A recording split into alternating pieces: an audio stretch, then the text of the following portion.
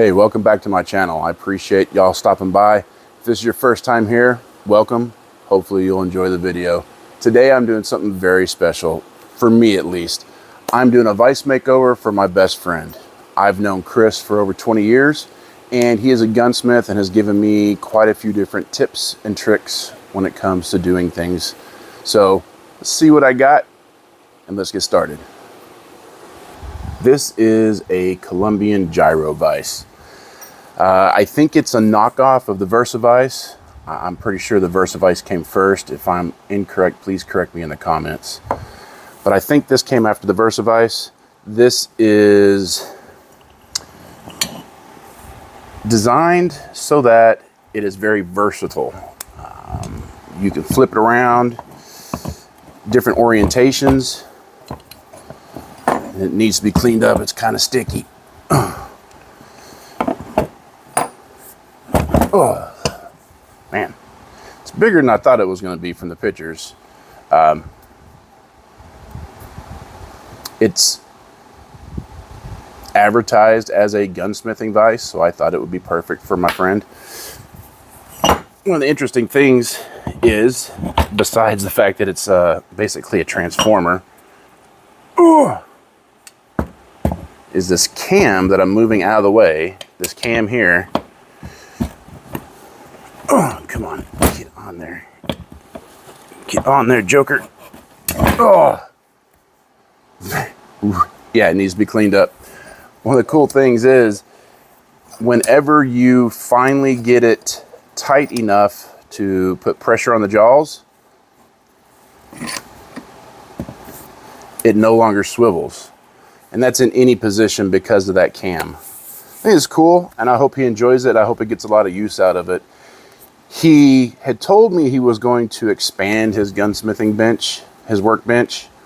And so I originally had bought this vise for him. And while he and I were talking one night, he said he wasn't going to be doing that for a while. So I decided to get this for him because he could more easily move it around. He could mount it to a plate or a piece of wood and clamp that to his bench and then proceed to work if his other vise is taken up with another customer's firearm. So let's get started. I'm going to give you a better look at this once I get it apart. And let's see if I can make it look cool. I have never messed with one of these vices before. I don't know anything about it except for what I've already told you, the cool features. I've never taken one apart. So we're both going to learn together. Get this Joker out of here.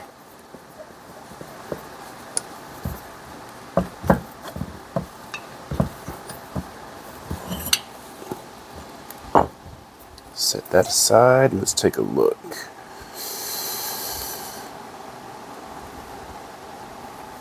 That should come out, you would think. Ooh, nasty.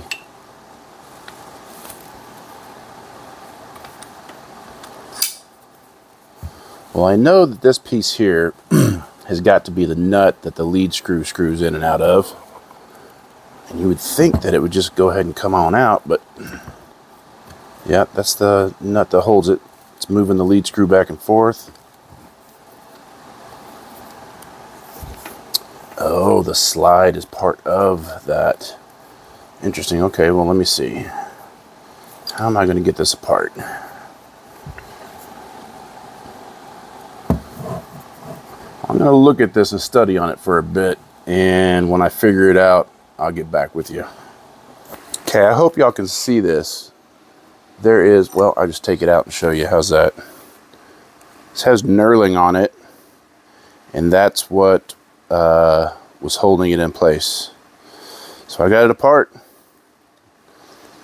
Well, the first step of it anyways. Now that I've got the lead screw out, this nut just slides right out, and the slide, there we go, slide comes out. The only thing left to do is to knock this pin out and disassemble this cam. Well, honestly, I almost put this on eBay and started on a different project for him, because I was really worried about what my friends told me, that a lot of people leave them together to restore them. But I thought, you know what, I'm going to give it a chance. So it's all disassembled. I'm going to go ahead and wire wheel everything, get the paint off, stick it in the degreaser to remove any leftover paint, and then I will put it in the Evaporust to get all the rust off. And then I will continue the process of, I'm going to try to go over the top with this, so stick around. I have removed all the paint and soaked it in Evaporust for 24 hours. All the rust was gone, but I answered a phone call before I was able to put some WD-40 on the parts. And I don't know if y'all can see or not, I already started to get some flash rusting just that quickly. So when y'all take this stuff out of your Evaporust, treat it with something quickly so you don't have to go back and clean it again, because that's what I'm going to have to do, is clean this again, get the rust off, and after that I'm going to start sanding and polishing some areas, getting the casting lines out, and just trying to make it look really nice.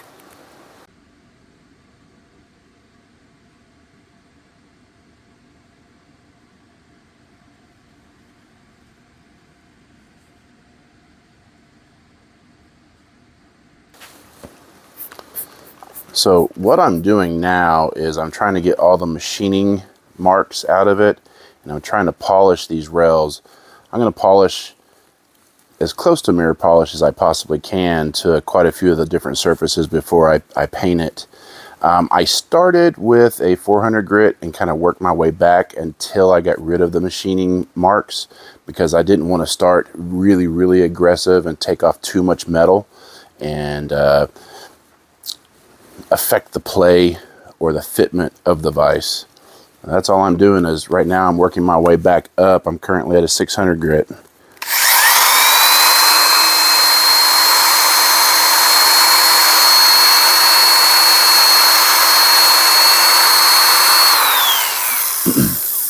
And I'm just going to continue to do this. I'm going up to about 2000 grit, and then I'm going to buff it and try to get a mirror shine to it. After that, I'm going to finish removing some more of the casting marks, and then I'm going to paint it. Like a lot of things that I do on my channel, I'm kind of teaching myself to do things.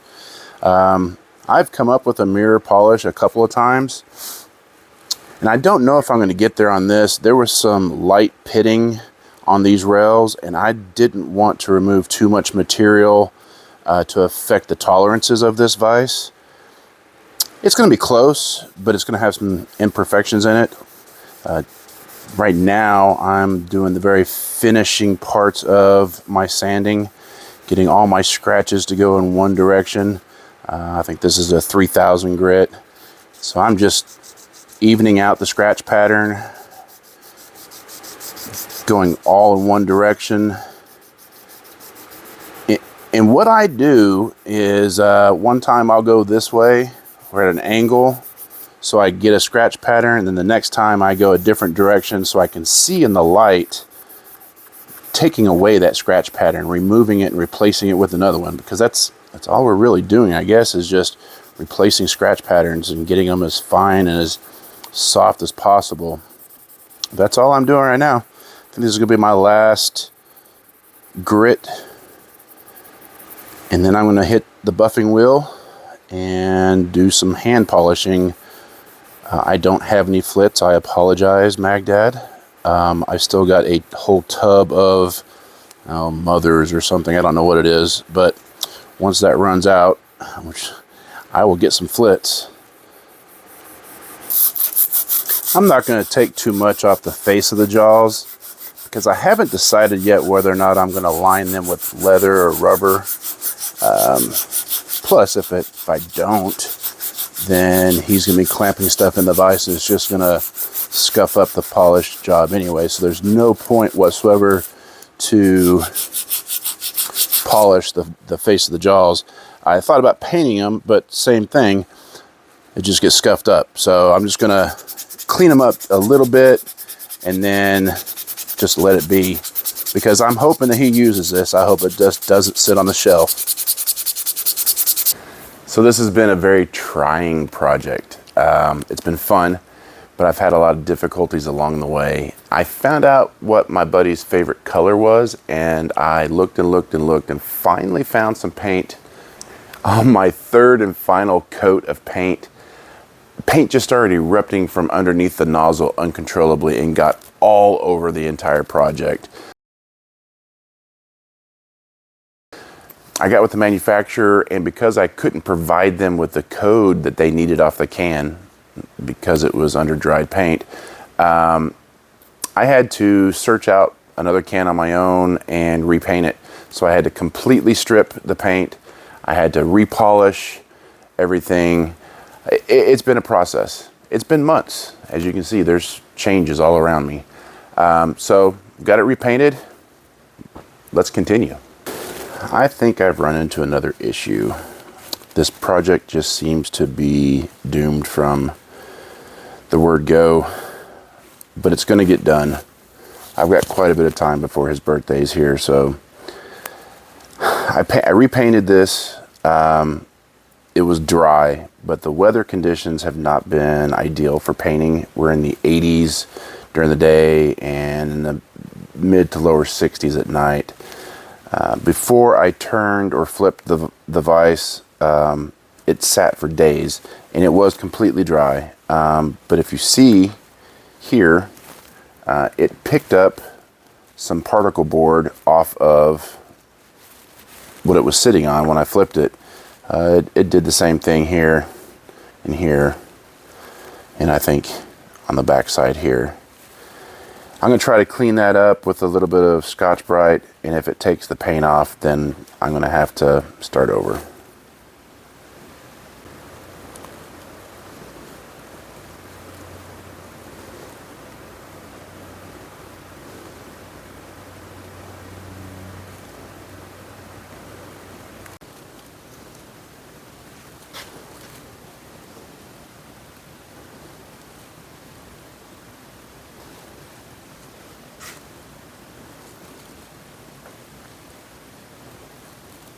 Oh, come here, buddy. You want to see? You want to see? Look. What do you think? You're not even paying attention, are you? You said you want to go outside and play. You're not even paying attention. Aw. Well, there it is. I'm not happy with it. I'm going to repaint it. I'm sure that he would absolutely love it as is if I gave it to him, but it doesn't meet my standards. Oh, and these are not the droids that you were looking for. Don't look at the future project. Yeah, the weather conditions right now just aren't optimal for painting. So I'm gonna take it apart, strip it back down, and when the weather's better, maybe the third time will be a charm. But that's it. It's still a really cool vise, and when he gets it, I hope he loves it. This is a fun project. They're all fun projects, even when they don't turn out the way you'd hoped. It's all a learning experience. It's about trying new things and learning from them. So on that note, try something different. Try something new. Get out there. Save something from being forgotten. And live a big life. I hope the audio was on that time. That's like the third time I've done that today.